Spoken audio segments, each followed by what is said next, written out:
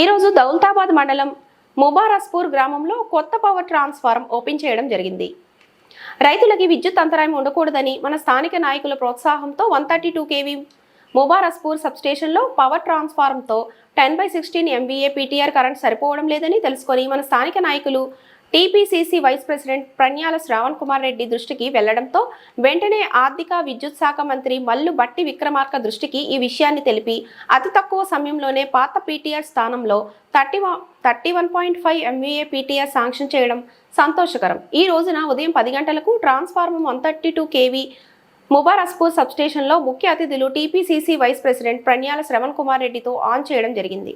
కావున రైతులు, కాంగ్రెస్ పార్టీ నాయకులు, కార్యకర్తలు, ప్రజాప్రతినిధులు, అధికారులు, రైతులు పాల్గొనడం జరిగింది.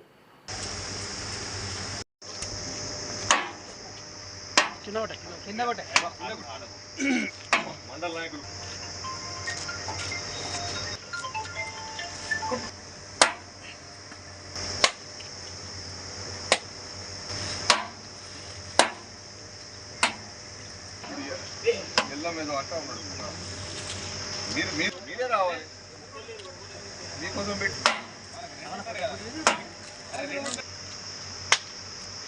కొద్దిగా లేచినప్పుడు పైన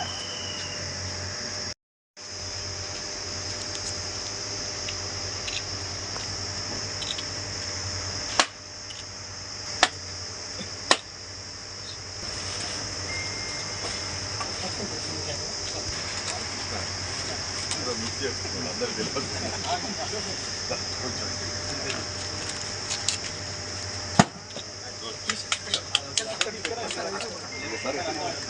పడుతుంది కదా. ముబారస్పూర్ 132 kV సబ్స్టేషన్ల అప్గ్రేడేషన్ చేయడం జరిగింది.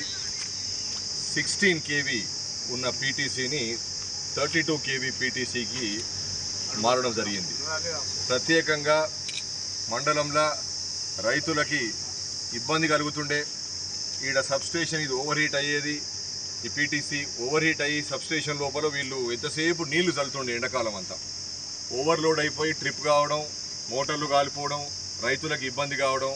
ప్రత్యేకంగా దారా సత్యనారాయణ ఈ నాయకుడు, దశరథ్ రెడ్డి, అదేవిధంగా బాలకృష్ణ స్వామి, మళ్ళీ రాములు స్వామి, వీళ్ళందరూ కూడా మొదటి నుంచి కూడా వాళ్ళకి చాలా ఇబ్బంది అవుతుందని ఏదో విధంగా ఏదో సందర్భంగా చెప్పడం జరిగింది. సో దీని మీద సంవత్సరం ముందే రైతులకు ఇబ్బంది కలగకుండా, రైతులకి ఎటువంటి ఇబ్బంది ఉన్నా కూడా ప్రభుత్వం అండగా ఉంటుందని చెప్పి దీన్ని రిప్రజెంటేషను మల్లు బట్టి విక్రమార్క గారు, మన రాష్ట్ర ఉప ముఖ్యమంత్రి, అదేవిధంగా విద్యుత్ శాఖ పోర్ట్ఫోలియో తనకే ఉంది.